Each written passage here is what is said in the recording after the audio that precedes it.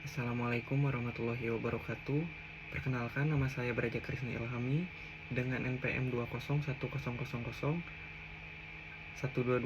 Saya berasal dari kelas C, mata kuliah Filsafat Hukum, yang dimana mata kuliah ini diampu oleh Bapak Muhammad Alfi Pratama, S.Phil M.Phil, yang dimana hal ini bertugas untuk memenuhi tugas kedua, yaitu dalam membuat video, yang dimana video ini harus berisikan terkait mengresum dan pendapat hakim terkait kasus ini. Jadi yang dimana kita tahu memberikan tanggapan atau yang ada di dalam majalah dan makalah serta satu video yang sudah dilampirkan oleh Bapak. Kemudian perlu saya jelaskan atau perlu saya beritahu terlebih dahulu terkait kronologi atau resum kasus yang sudah saya pahami, bahwa terdapat 5 penjelajah, yang dimana 5 orang penjelajah ini terdapat sebuah kecelakaan, yang dimana para penjelajah ini tersesat berada di dalam gua.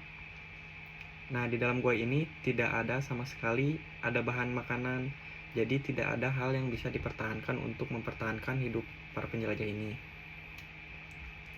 Kemudian mereka ini menyambungkan sebuah radio yang mereka punya kepada tim medis, bahwa kapan mereka bisa selamat, dan tim medis pun mengatakan bahwa mereka itu diperkirakan dapat ditemukan atau dapat ditolong setelah 10 hari kemudian. Selama 10 hari ini, para penjelajah ini berpikir bagaimana caranya mereka supaya bertahan hidup. Namun mereka menanyakan juga kepada tim medis, bagaimana cara kita bertahan hidup, karena di sini sudah tidak ada bahan makanan dan tidak ada yang dapat mempertahankan hidup mereka, si para penjelajah ini. Dan ketika ada salah satu penjelajah yang mengusulkan bagaimana kalau kita melemparkan dadu atau melakukan semacam undian ketika nama mereka sudah disebutkan atau ketika nama mereka sudah keluar, maka mereka harus bersedia untuk menjadi korban dan menjadi penyelamat gitu, menjadi penyelamat bagi para penjelajah lainnya. Dan ketika Wetler ini mengkonsultasikan kepada tim medis, ternyata sinyal-sinyal radionya ini malah terputus. Jadi tidak memberikan tanggapan sama sekali kepada para penjelajah. Yang dimana ketika terputus, Wetler tuh memikirkan kembali bagaimana kalau ternyata dirinya itu yang menjadi korban untuk santapan mereka. Nah, secara tidak langsung bahwa Wetler ini menjadi pencetus kanibalisme, karena untuk menyelamatkan hidup mereka harus memakan daging temannya sendiri. Dan dalam hal ini juga, apa yang menurut poin saya itu terdapat poin pembunuhan. Pembunuhan secara sengaja karena sudah direncanakan untuk membunuh. Cuman kita tidak tahu siapa yang menjadi korban atau apa yang menjadi santapan mereka. Selanjutnya, ketika hal itu, Wetler ingin membatalkan undiannya, dan para teman-temannya ini tidak setuju terkait apa yang diusulkan oleh Wetler. Dan akhirnya Wetler juga mengusulkan nanti aja deh melakukan pengundiannya itu setelah 7 hari atau setelah 1 minggu. Apakah kita selama 1 minggu bisa bertahan hidup? Namun akan tetapi teman-temannya itu pun enggan untuk mengabulkan permintaan atau usulan dari Wetler. Jadi dia lebih setuju untuk melakukan pengundian saat itu juga. Dan ketika melakukan pengundian, ternyata nama Wetler lah yang keluar dari undian tersebut atau yang jadi santapan untuk para penjelajah lainnya. Dan dari pelaku itu, 4 penjelajah yang lainnya itu kan mempertahankan hidup mereka. Dan kemudian dari kejadian tersebut, setelah melakukan pembunuhan dan mungkin mereka telah menyantap daging Wetler atau tulang-tulang Wetler pun, setelah dibersihkan baru mereka ditemukan oleh tim medis dan ditemukan untuk masuk ke pengadilan. Terus dan dimana di sini terdapat 5 hakim, yaitu ada Trupeni, kemudian ada Foster, kemudian ada Ken, dan ada Tating, dan juga ada Handi. Yang dimana para hakim ini memberikan pendapatnya masing-masing, dan ini pun sudah menjadi tugas dalam video ini bagaimana pendapat para hakim tersebut dari kasus ini. Dari yang pertama itu Hakim Trupeni. Nah, Hakim Trupeni ini memberikan pendapat bahwa para pelaku ini harus dihukum mati.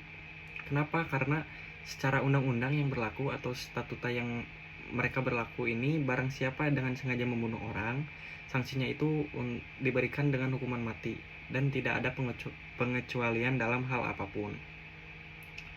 Tidak hanya itu, Hakim Trupeni ini pun memberikan usulan kepada para pelaku untuk mengajukan atau mengusulkan gerasi kepada ketua eksekutif. Karena mengapa dia memberikan usulan atau memberikan solusi? Mungkin karena adanya desas-desus dari masyarakat yang ingin bahwa para pelaku ini dibebaskan, dan akan tetapi dia ini akan bersikeras untuk mengacu kepada undang-undang atau statuta yang berlaku pada saat itu. Kemudian ada hakim kedua, yaitu Hakim Foster, yang dimana Hakim Foster ini mengatakan bahwa kejadian tersebut itu adalah hukum alam. Kenapa hukum alam? Karena pelaku ini melakukan hal tersebut untuk mereka itu untuk bertahan hidup dan untuk tetap selamat. Jadi mereka mengorbankan satu orang demi menyelamatkan 4 orang lainnya. Selanjutnya, walaupun ada hakim yang bertanggapan juga bertolak belakang dengan Hakim Foster ini, jadi dia tuh memberikan alasan bahwa karena tujuan dari hukum pidana ini kan pencegahan, akan tetapi tidak ada unsur pencegahannya di dalam kejadian atau dalam undang-undang tersebut. Maka dari itu Hakim Foster ini mengatakan bahwa hal ini hukum alam dan pelaku ini dimohon untuk dibebaskan dan tidak memberikan pelaku hukuman mati. Adapun Hakim Tating, yaitu dia memberikan usulan kepada pengadilan secara tidak langsung untuk mengundurkan diri dari peradilan tersebut. Kenapa? Karena dia mengatakan bahwa kejadian tersebut itu merupakan hukum alam.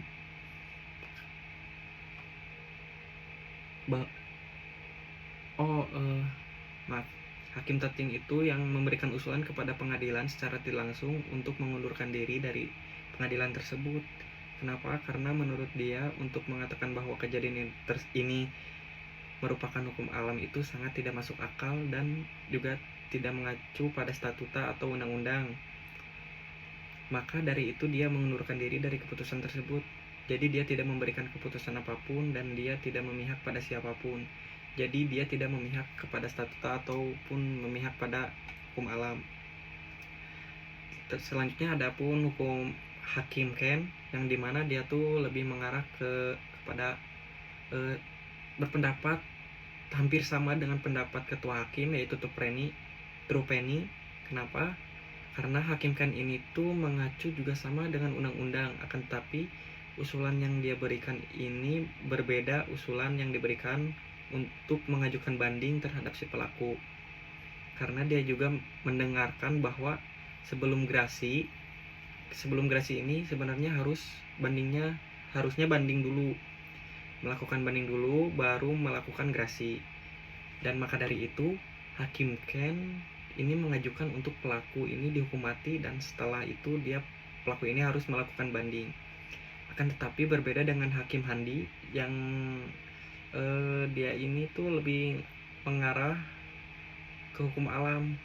Kenapa? Karena dia merasa bahwa pelaku ini harus tetap bertahan hidup, dan dia pun mendengarkan secara umum, mendengarkan dari pihak luar dan pihak yang terlibat. Kenapa dia itu tidak setuju dengan ketua hakim untuk mengajukan gerasi? Karena dia sudah mendengarkan desas-desus dari luar bahwa ketua eksekutif ini katanya tidak akan mengabulkan permintaan pelaku untuk melakukan gerasi, dan maka dari itu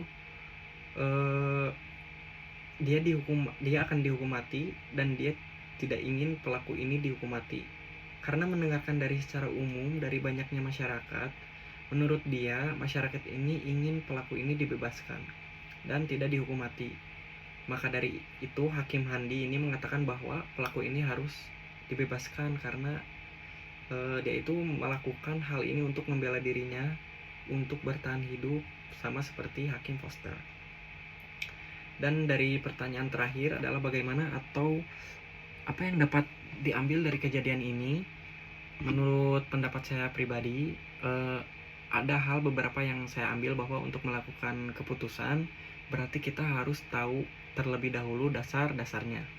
Seperti kita mempelajari ilmu filsafat, kita harus tahu nih asal mulanya bagaimana. Dan hal ini juga menjadi menarik untuk saya diri sendiri. Ternyata ya kasus unik seperti ini ada. Bagaimana nih para hakim untuk memutuskan perkara tersebut? Namun kan udah ada apa yang kita ketahui juga di majalah tersebut, bahwa dalam kasus ini ternyata para pelaku ini tetap dihukum mati dan tetap dieksekusi mati sesuai dengan ketua hakim. Dan menurut pendapat saya hal itu mungkin harus mengacu dan harus terlebih dahulu ditafsirkan. Bagaimana nih undang-undang ini harus tetap berlaku, dan harus bagaimana kita dapat mempertimbangkan atau memberikan pertimbangan kepada pelaku dan mendengarkan alasannya kenapa mereka sampai melakukan pembunuhan kanibalisme. Mungkin sekian yang dapat saya sampaikan, kurang lebihnya mohon maaf. Assalamualaikum warahmatullahi wabarakatuh.